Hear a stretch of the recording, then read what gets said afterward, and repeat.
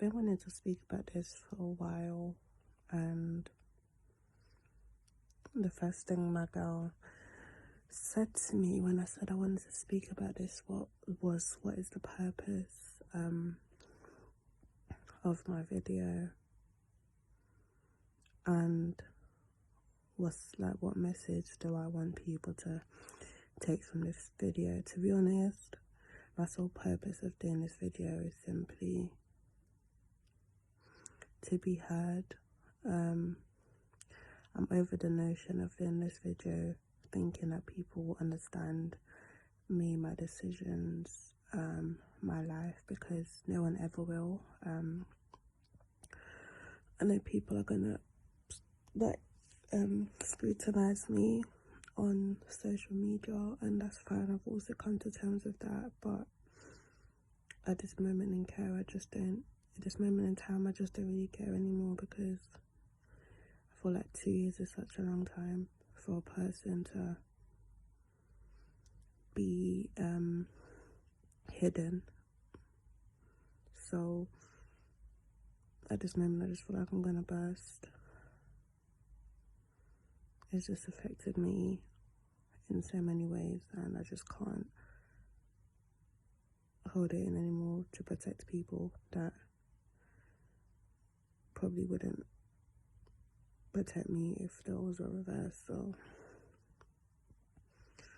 when I met the person that you guys know as Burna, it was about 2 years ago, he DM'd me, and I didn't reply to the DM. It took about a week for me to reply. One of my girls actually persuaded me to reply, and so I did, unwillingly. He was sweet, he was funny, we exchanged numbers, and he invited me to his pop-up shop thing, whatever, meet and greet thing, whatever. So I went there, not really knowing what to expect. So I went, I met him. I feel like what he made me feel like when he saw me was just kind of like a love at first sight type thing. Instantly, he just gravitated towards me. He was very sweet. It's like he'd known me for years. And although I liked that, I was very hesitant because I've kind of vowed to never date anyone in the industry. So I kind of just took it all with a pinch of salt, and yeah. So over the next week or two, I started to fall for him as well, simply because for the first time I met someone whose words actually matched their actions. So not only would he tell me like he loved me and other personal things, he actually showed me, this is somebody that always wanted me around. This is somebody who I basically moved in. I was staying at his weeks at a time. I wasn't going home to my parents. And he just never wanted me to not be there. He was always so affectionate, so loving, so caring. Always wanted me to be comfortable. He wanted me to follow him everywhere. I was with him at all his shows. Just everywhere he went, I was basically just there with him. And I liked that, because for the first time I felt somebody needed me for comfort and support. And usually I feel like I'm the dependent one, so to meet a guy that was dependent on me to a certain extent, and so caring and touchy-feely and just so openly emotional and expressive of his feelings was such a breath of fresh air, and I just loved it. Started to fall for him. Like I said, he was falling for me from what he was showing me, and you know, we loved each other, whatever. Things were great up until November. I think he had to go to Nige because obviously Christmas season is quite busy, so he had a lot of shows to do and stuff. So I remember the last night I saw him before he left, I was crying. He wiped the tears off my face, and he just told me how he loved me and then that he'll be back. So I was happy with that. I had like a bit of sweet feeling and my heart sunk because I just kind of knew that from that moment on things wouldn't be the same. I don't know why I thought that, but I did. But I just said, you know what, it's cool, whatever God wants done, so it will be. So he went back tonight, and I think I just kind of moved back home type thing. But we'd always stay in contact. He'd call me every day. He'd message me every day. Always on FaceTime. It was fine. Like, he was keeping to his word, which was nice. But randomly, I couldn't get in contact with him. I think it got to like mid-December or something. I couldn't get in contact with him. I was starting to get worried. Finally, after 2 weeks, he reached out to me, told me he'd been sick in hospital and he'd been going through some complications and stuff like that. Obviously, I'm in London and there's not much I can do. But I know that I just placed a great strain. He used to say to me, I don't know what this is that we got going on, but like, I like it. You're going to be my wife. I'm going to marry you. You're going to have twins. You're my sweet salon jollof. That's what he used to call me, and it just, you know, it made me feel special. So obviously, he was just reinforcing all of that. But anyway, things from that December on were just a bit weird. Obviously, I wanted to come to Nigeria, but the people around him know what Ben is like when he's with me. Like, he doesn't ever want to do anything. He'd rather just chill with me than literally leave the house to do any sort of responsibility regarding music or whatever. So they were strongly against me coming to Nigeria anyway, which was fine because I had work as well. I remember me and him used to go back and forth. We were so desperate to see each other, and it was just like a really hard time for us. We had a big argument because the thing about me is I'm just like your typical girl. I just thought he was making excuses, but I just learned now that he wasn't, but that's fine. So anyway, we had a big argument and things went the same, they were a bit shaky, and I can't remember correctly, but I just feel like we just stopped talking to each other as much.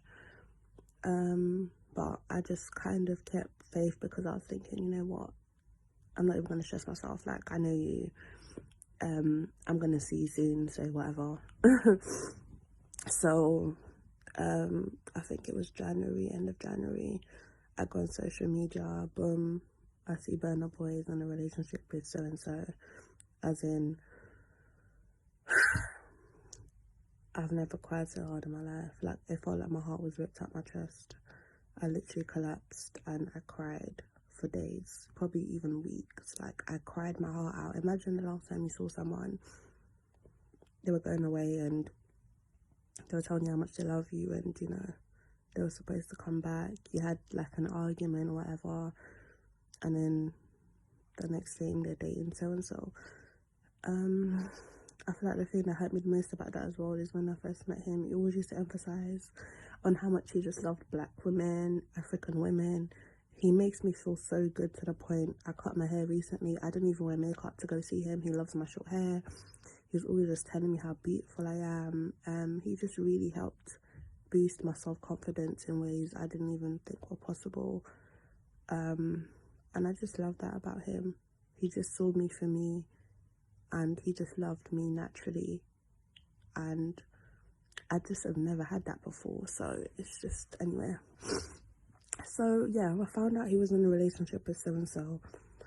Crushed me, completely crushed me. So, I mean, I wasn't really going to sit around as well. I flew out. I went to Nigeria in March. Obviously, I think he was back in Nigeria by that time as well. So, obviously, we were still in contact with each other. Like, he'd be messaging me, and obviously, I'd be giving attitude and whatever. Out of spite, I was just like, yeah, I'm in Nigeria. Nigeria's beautiful. And I was like, well, like, D, I waited for you for 3 months. Like, you come back with a girl, like, are you taking a piss? Like, he was like to me, I heard that you had moved on, hence I even got in this relationship in the first place. I was thinking, who the hell went and lied to you like that? But you know what? I just thought, like, cool, I just can't be bothered in it. Like, I'm in Nige, like, you're in Nige, but I ain't even gonna try to see you. Like, I'm not even trying to fuck with you like that, but just know that you're not the only person that's interested in me. Obviously he was gobsmacked, whatever. I feel like as well, the reason why me and him got along and the reason why he likes me is because at the time I was quite innocent, quite naive. I don't really like my personal business being on social media. I was never in his face. I was never acting like a fan. Like, I just treated him like a normal human being. And I feel like he just loved that. I remember he used to say to me, like, why do you love me? Like, why don't you go and be with like a lawyer or a doctor? Like, why do you love me? And at the time, I just couldn't explain why I loved him. But I mean, I know now, like at the time, I just had a strong feeling and I couldn't explain my love for him type thing. But now I just know it's because he was different.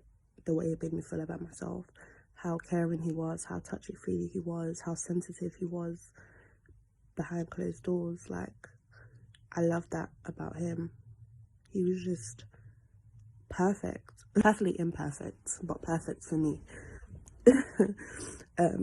To the point where people around him were very cautious of me, and you know, they were just thinking like, well, like, where's this girl coming from? Like, how come you guys have gotten so close so quickly? You guys are always together. Like, she's always at your shows. You're going here, she's there with you. Like, what is it about this girl?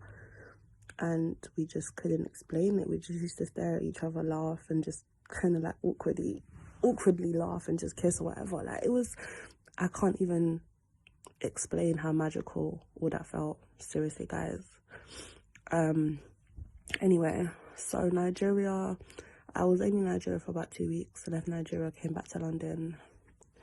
I literally refused to speak to him, like, since that last conversation we had in Nigeria. I just kind of thought, like, you're lying. I was never in a relationship. I was waiting for you and you played me, and that's cool.